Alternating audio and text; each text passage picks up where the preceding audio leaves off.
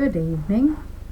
I'm going to read more about Padre Pio, Saint Pius of Pietrelcina, the flying monk. It is impossible to do justice to the entire array of miracles worked by Padre Pio. They are endless, and they have transcended his death. One day, recounts Ruffin, a priest named Padre Constantino, entered Pio's room, and was struck by what he saw. His countenance was shining with a rosy flame of light, such as I had never seen before, and shall, I think, never see again.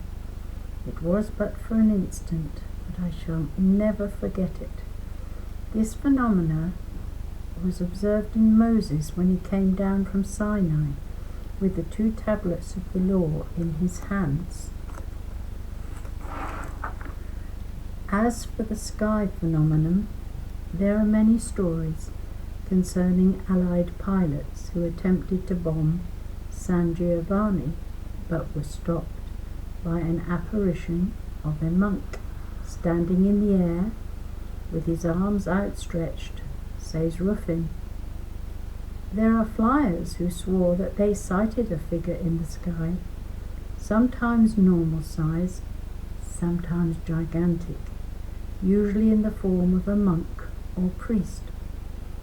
The sightings were too frequent, and the reports came from too many sources to be totally discounted.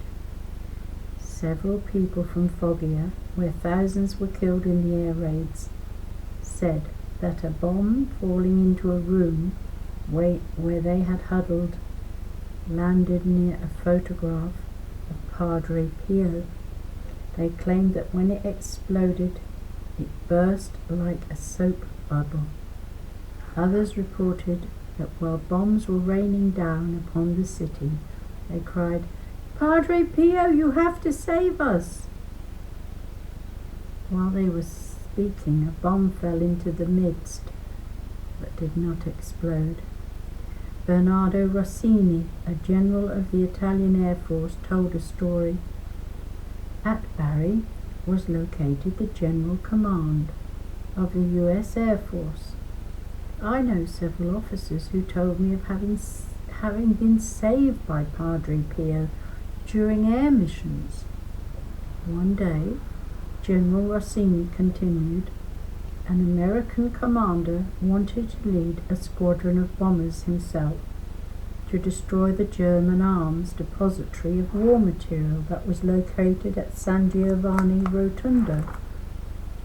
The commander related that as he approached the target, he and his pilot saw rising in the sky the figure of a friar with his hands held outward.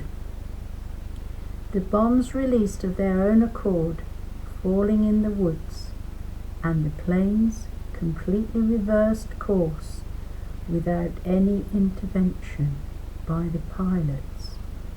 Someone told the commanding general that in a convent at this little town of San Giovanni Rotondo there lived a saintly man, a friar in the odour of sanctity. At war's end, the general wanted to go to meet this person.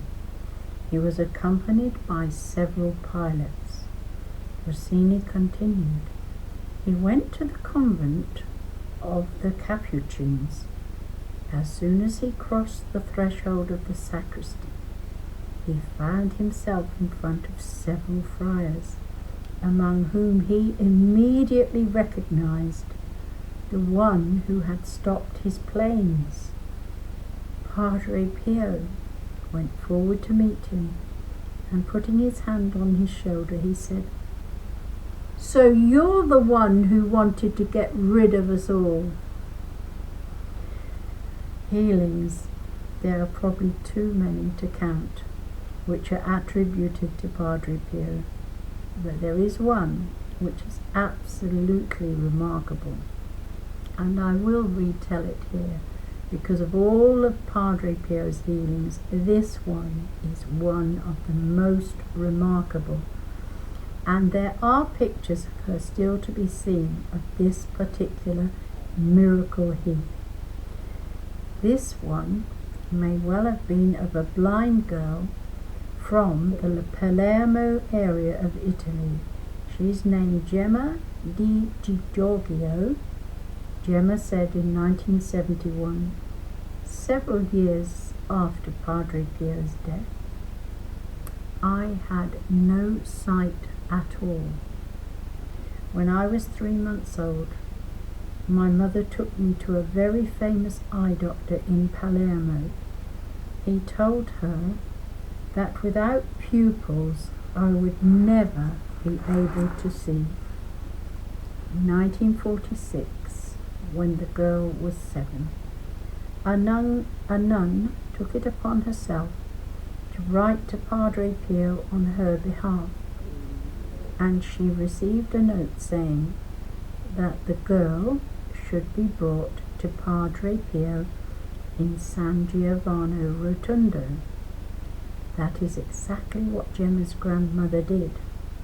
Brought the girl to see the famous monk who heard the child's first confession and gave her her first Holy Communion, then made the sign of the cross on her eyes. After the blessing, Gemma was able to see. The eye reappears.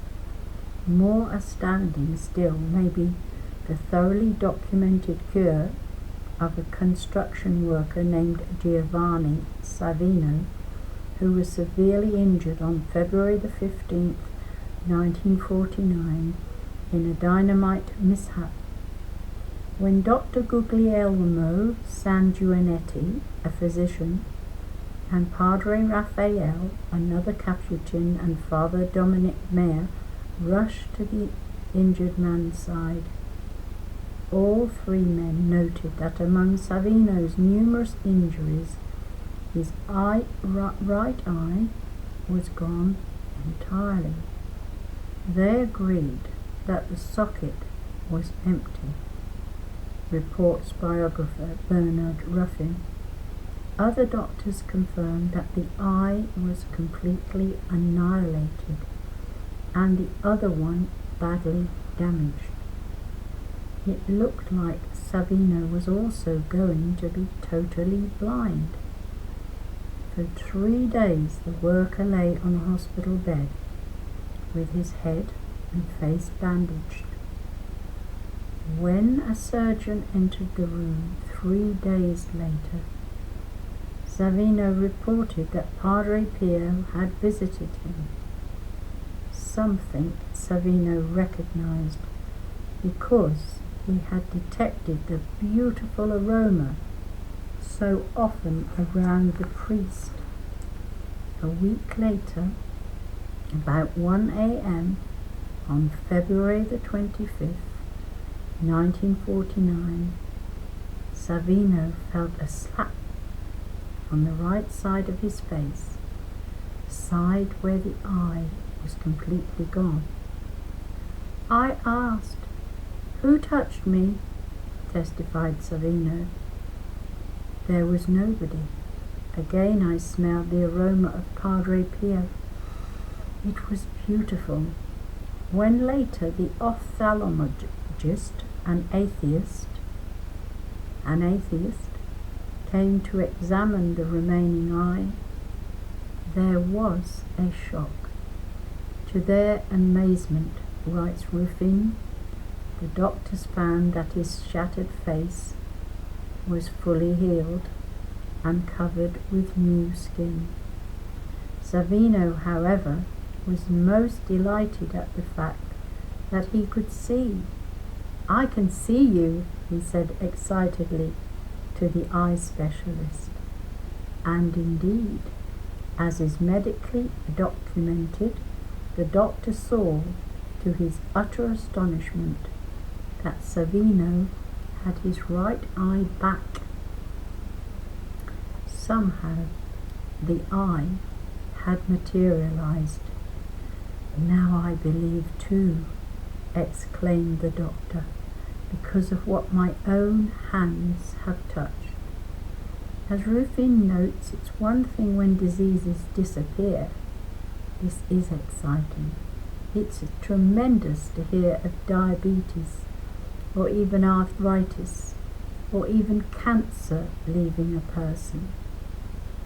For a missing part of the body to be restored, however, is another matter, noted the biographer. We will end here and next time be observing Padre Pio's request for modesty in dress, and his being as an apostle of the confessional. That was typed up on Monday 5th of October 2015 and recorded, and I hand wrote 3:42 a.m. 12th of October 2015, and it lasted 13 minutes 28, which was longer than this. This is 11 minutes. So thank you for listening, and it's going to go up on YouTube on the 10th of December 2020, so it's like 5 years difference. A bit late, aren't I? God bless you all.